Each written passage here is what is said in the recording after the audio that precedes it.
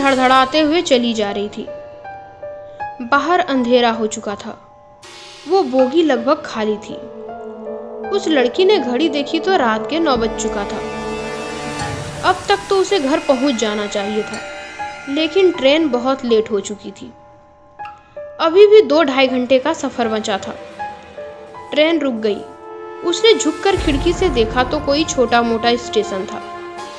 लड़की ने सोचा इस स्टेशन में चाय तो मिल ही जाएगी। वो चाय लेने जा ही रही थी कि एक अधेड़ उम्र की औरत ने उसे पुकारा, बेटा एक चाय ला दोगी मेरे लिए? मेरे पति गए हैं, लेकिन मैं उन्हें चाय के लिए बोलना भूल गई। लड़की ने कहा ठीक है, मैं ले आती हूँ। लड़की ने 2 कप चाय ले आई और उस औरत को दे दिया। औरत के बगल में एक अधेड़ उम्र का आदमी बैठा था, जो अपना मोबाइल देखने में गुम था। फिर औरत ने लड़की से पूछा, कहाँ जाना है? जैसे ही लड़की ने स्टेशन का नाम बताया, उस आदमी ने झट से अपने मोबाइल से नजर हटाकर उस लड़की की तरफ देखा और वो औरत भी परेशान होकर उसे देखने लगी। फिर लड़की ने पूछा, क्या हुआ आंटी, कोई दिक्कत है? वो औरत उठी और उस लड़की के बगल में बैठ गई और कहने लगी, उस स्टेशन पे रात के वक्त कोई नहीं जाता है, वहाँ कुछ है। फिर लड़की ने पूछा, क्या है वहाँ? औरत ने कहा, पता नहीं बेटा, पर कई मौत हो चुकी है वहाँ। रात के समय तुम्हें नहीं जाना चाहिए, दिन में वहाँ कोई समस्या नहीं है। लड़की चौंक गई। ये आप क्या बोल रही हैं? औरत ने कहा, सही कह रही हूँ, रात के वक्त कोई भी उस स्टेशन पर जाकर वापस नहीं लौटा। उस स्टेशन से एक स्टेशन पहले मैं रहती हूँ। तुम ऐसा करो, मेरे साथ चलो, सुबह मैं तुम्हें तुम्हारे घर छुड़वा दूंगी। उस लड़की ने कहा, नहीं, मैं कैसे जा सकती हूँ, मेरा आज घर पहुँचना बहुत ज़रूरी है। वो लड़की किसी पे यकीन नहीं करती थी, और इतना तो हरगिज़ नहीं कि किसी अजनबी के बातों पर यकीन कर ले। और वो औरत उसे बार बार एक स्टेशन पहले उतर जाने के लिए कह रही थी।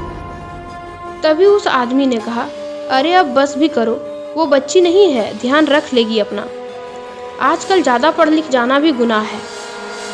ये बात सुनकर लड़की को गुस्सा आ गया और वो उठकर ट्रेन के गेट के पास चली गई और वहीं खड़ी हो गई। लगभग 9:45 बजे उस औरत का स्टेशन आ गया। उस औरत ने डरावनी नज़रों से उस लड़की की तरफ देखा।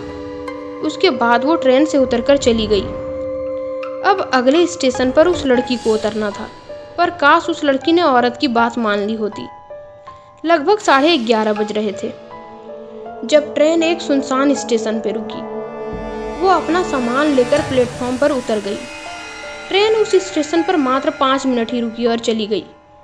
लड़की ने जैसे ही अपने आगे पीछे देखा तो चौंक गई। वो अकेली ही थी जो उस स्टेशन पर उतरी थी और कोई भी नहीं था। पूरा सन्नाटा छाया हुआ था उस स्टेशन पर ये क्या, वो लड़की चौंक गई। बाहर जाने का दरवाज़ा मजबूती से बंद था।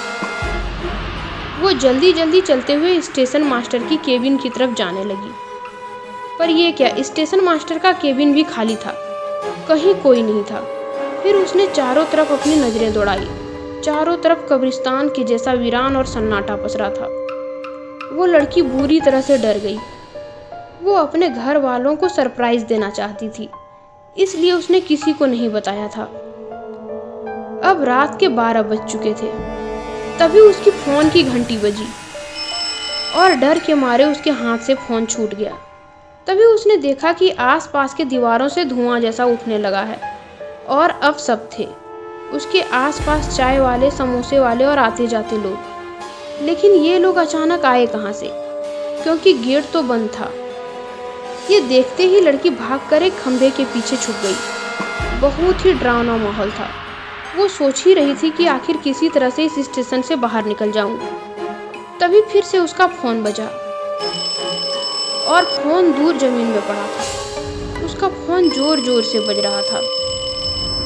अब इस स्टेशन पे मंडराने वाले सभी आदमियों का ध्यान मोबाइल की तरफ हो गया। वो सभी आदमी धीरे धीरे बिना आवाज़ किए मोबाइल की तरफ बढ़ने लगे। तभी लड़की के सामने एक आदमी आकर खड़ा हो गया। लड़की ने जैसे ही उसकी तरफ नज़र घुमाई, उसकी चीख निकल गई। उसका चेहरा पूरा जला हुआ था और आंखें सफ़ेद थी, और यही हुलिया अगल बगल वाले आदमियों का भी था। ये देखकर लड़की ज़ोर ज़ोर से चीखने लगी। और सभी उसकी तरफ बढ़ने लगे।